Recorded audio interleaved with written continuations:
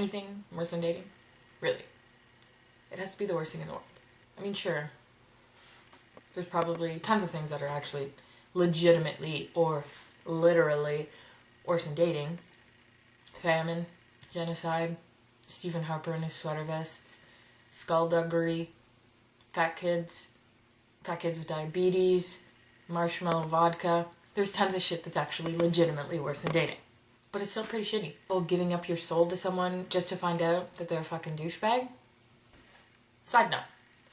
I think there should be a douchebag registry, just like there's a sex offender registry. You go on the internet, you find out in your area where there are a bunch of douchebags, whether it be bars, certain areas of the city, restaurants, libraries, bookstores, pizza places, running rooms. I'm sure there's a fucking lot of running rooms with a lot of douchebags in it.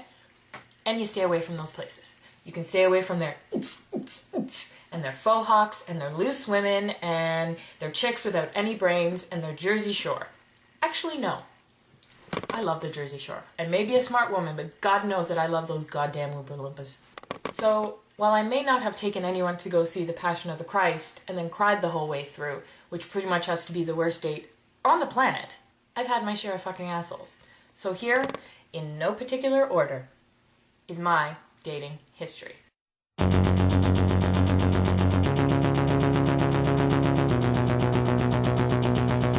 Do you know how hard it is to find a guy who likes to dance, who doesn't like jazz hands or show tunes? Where the fuck did all the Keith Sweats go? Or do we not have those in Canada?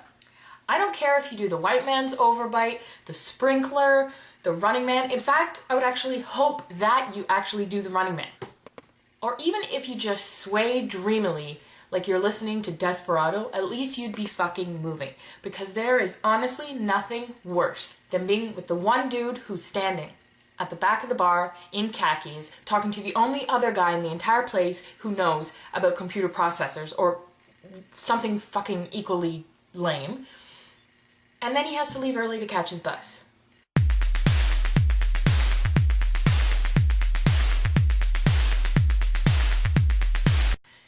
I'm not talking about nerds who love indie music and, go on Pitchfork and research new music or listen to classical music or read books or graphic novels or, watch Game of Thrones. In fact, I really like nerds like that. I'm talking about the socially inept, awkward motherfuckers who sit at home, dingy apartments in their underwear, playing World of Warcraft and are too busy being a fucking hermit to notice when you walk in front of the TV naked because they're too busy playing Halo.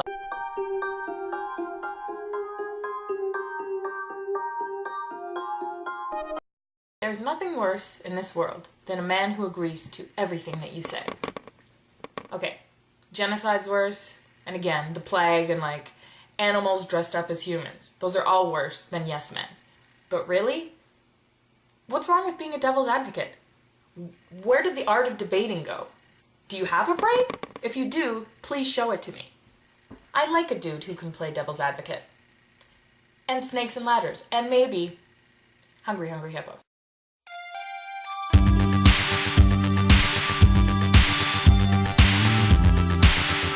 When I use the word pretentious, I don't mean hipsters. Because at this point, I think the word hipster is so completely overused that I don't even know what it means anymore. I'm talking about those sons of bitches, those assholes that put so much importance into social conventions and what other people think of them. Most of the time, these are the types of guys who in the past have been embarrassed by my laugh and have told me to shut up. Yeah, I know I laugh like Woody Woodpecker. You think you're the only person in the entire world to come up with that? Wow, really? Don't you ever tell me to shut up when I'm laughing. Ever. If a guy shushes me when I'm laughing, I swear to God, I'll give him the worst case of cut-eye that he's ever seen. And that shit is uncurable.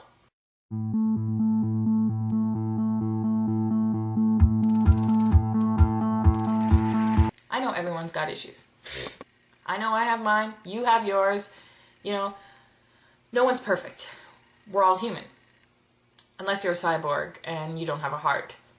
But for the most part, pretty much everyone has some shit that they're dealing with. But I swear to God, there's just that list of issues that are deal breakers. Calling me your ex's name, asking me where I can score some Oxycontin or some clear urine, or if you've got weird sexual fetishes, like trolls, grave robbing, feet, midgets, the elderly. Don't fuck with old people, man. They deserve our respect, and that shit's just nasty. Bearded women. Or if you like to be peed on, puked on, pooped on, spat on, I'm pretty sure that it won't work out. And finally, on the long list of assholes that I have dated, the final and worst type of human being is the douchebag.